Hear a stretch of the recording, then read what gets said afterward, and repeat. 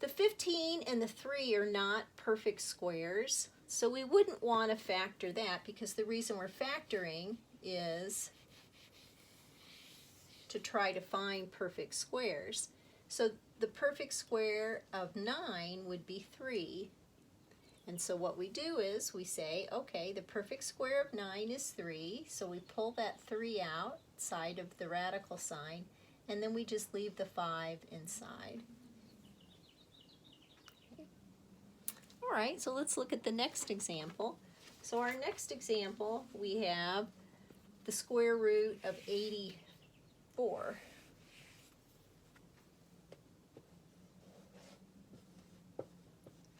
Okay, so again, when we're factoring the 84, we're looking for square roots. And so I know that 4 is a factor of 84, so 84 divided by 4 is 21. So 84 could be factored as 4 times 21. The square root of 4 is 2, so if I pull the 2 out, and then I just put the 21 back inside the radical. Okay. All right, let's look at example 2. So example 2, we have 24 inside the radical, and then we have x squared y cubed.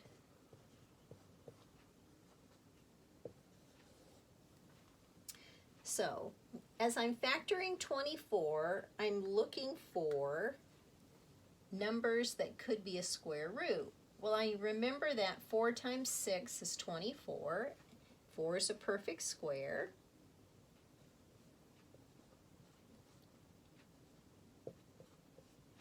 Then I also factor the y, because y squared would be a perfect square as well. And so the square root of 4 is 2. I pull that out. Leave the 6 inside. The square root of x squared is x. The square root of y squared is y. And then I have that one y left. And so my answer is going to be 2xy times the square root of 6y.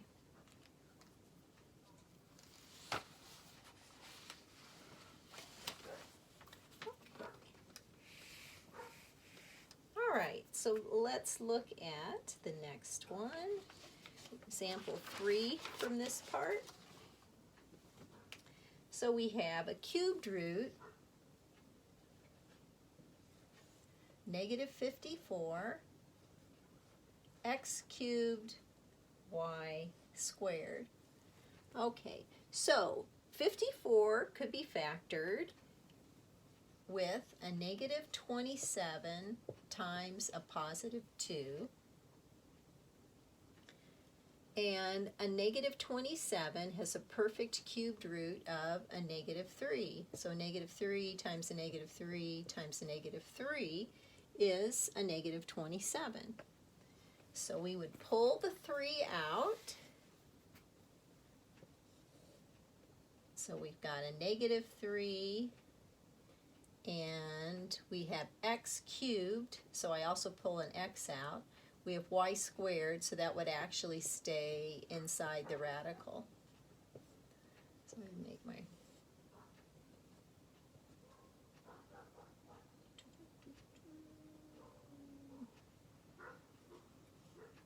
So I still have a 9 inside the radical, and then I still have y squared. So we're just pulling out the perfect squares. Oh, this wasn't a 9, it was a 2. There we go. So I pulled out, this became the cubed root of a -27, which is a -3. We still had the 2, pulled out the x cubed, so that we have an x outside the radical, and then we have y squared. All right.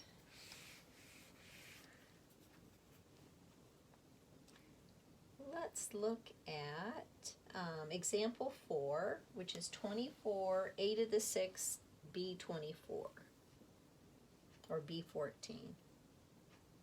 Actually, that's not what it is at all.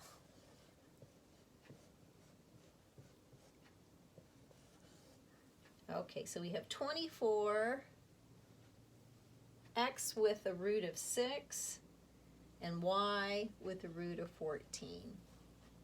So we factor the 24, and as we're factoring it, because the index is 3, we're looking for cubed roots. So 8 times 3 is 24. 2 times 2 times 2 is 8. So we could take the cubed root of 8 out. X to the 6th, so think about x to the 6th.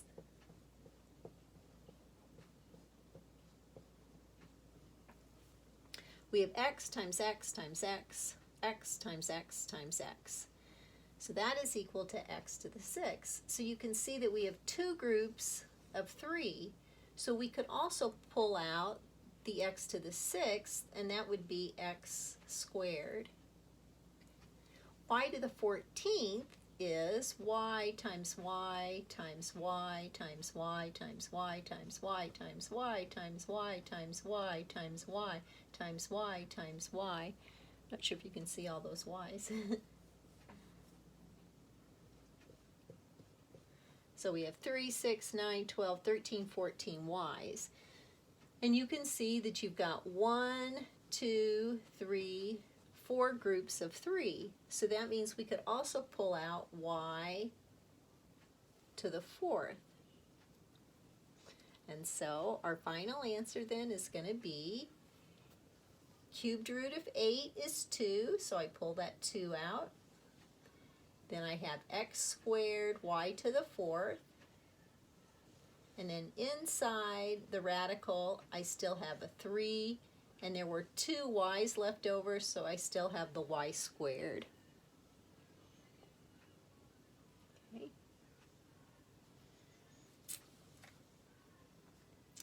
Okay, so let's look at example 5.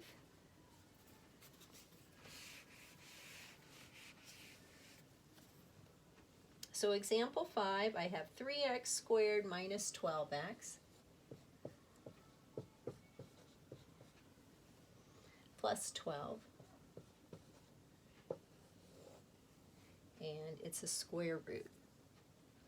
So 3, 12, and 12 have a common factor of 3. So the first thing we would do is to pull the 3 out so that we have x squared minus 4x plus 4. That's still under the radical sign. Then we go ahead and factor the x squared minus 4x plus 4. Well, that would be x minus 2, x minus 2. Negative 2 times a negative 2, positive 4. A negative 2 plus a negative 2, negative 4. So we could simplify that by just writing x minus 2 squared. Okay, and then we still have that 3, so we'll put that 3 here. Okay, so x minus 2 squared is a perfect square. So we would pull that out from the radical, and then we would write our radical sign and leave the 3 inside. And that would be our final answer. Okay, all right, so let's move on to the next part. So the next part is multiplying and simplifying.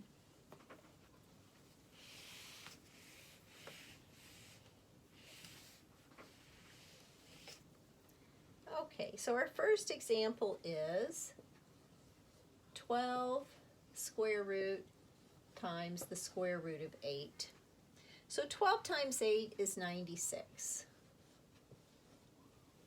And so after we multiply, we look for perfect squares that are factors of 96.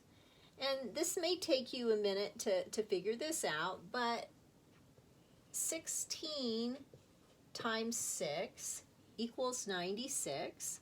16 is a perfect square, and so we would simplify it by finding the square root of 16, which is 4, and then we would leave 6 inside the radical. And so that's how that would be simplified. Right. Okay, let's look at the next one. So our next example, we have cubed roots of 18 times the cube root of 3. So 18 times 3 is 54, so we put that inside the radical sign. And then again, we're looking for cubed roots that we could pull out from the 54. And again, you might not think of this right on top of your head, but 27 times 2 gives you 54. The cubed root of 27 is 3, so we could pull that 3 out and then just have 2 inside the radical sign, and that simplifies it. All right, and then let's go ahead and look at example 2. So this time we have a 2 outside of the radical sign times 6 squared times 5, and then we have 4 inside the radical sign. So the first thing that we could simplify is just multiplying the 2 times 5, so we've got 10. Then we would multiply the two numbers that are inside the radical sign, so 6 times 4, which gives us 24. So we're looking for numbers that are factors of 24 that are also perfect squares. And so you might think of 6 times 4. 4 is a perfect square. The square of 4 is 2. So if we took that out, and then we would multiply 10 times 2 times the square root of 6. Okay. All right, we have a couple more of those, so let's go ahead and go over those two examples. So the next one is a cubed root. So we have the cubed root of 5x times the cubed root of 3x squared y. Okay, so we're going to go ahead and multiply the radicands. 5 times 3 is 15. X times x squared is x cubed. And then we have the y.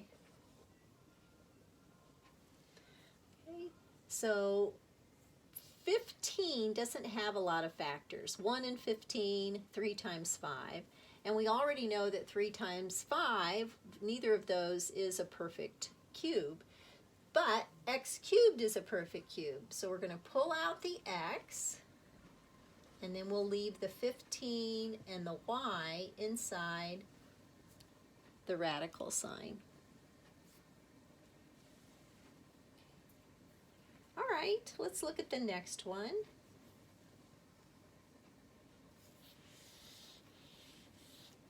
So the next one we've got,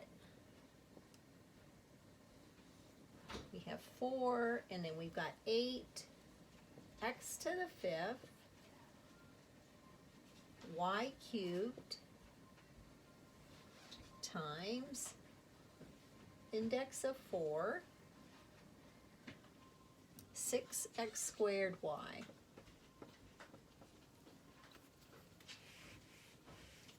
Okay, so we begin by multiplying the radical, the numerical part of the radical. 8 times 6 is 48. Then x to the 5th times x squared would be x to the 7th. Y cubed times y is y to the 4th. So now we need to factor the 48.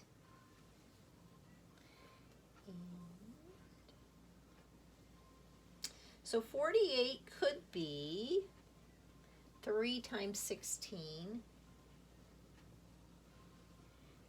And 16 could be a root 4 because 2 times 2 times 2 times 2 is 16. X to the 7th could be x to the 4th times x to the 3rd. And y to the 4th could just be y to the 4th. So we'll pull out all of the root 4s. So 16, remember the root 4 was 2 for that. X to the 4th, so we just pull out 1x. Y to the 4th, so we pull out just 1y. And we write our radical sign. And we have 3 inside the radical. And then we had that x cubed left. So our final answer would be 2xy times root 4 of 3x cubed. Okay, great. So that's all for 7.3. And the next thing that we're going to be going over is 7.4, but that'll be a different video. So good luck with the homework on 7.3. If you have questions, be sure you talk to me somehow, either by email, text, or phone. All right. See you in a Zoom meeting.